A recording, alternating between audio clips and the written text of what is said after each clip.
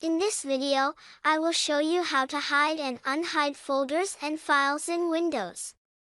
This can be useful if you want to keep sensitive files or folders private, hiding folders and files.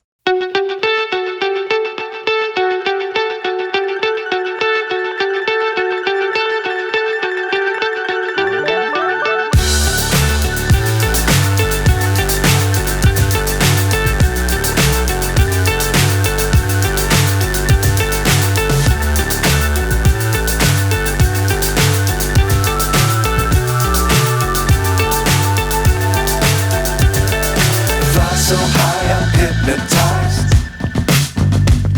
What's up is down, what's left is right.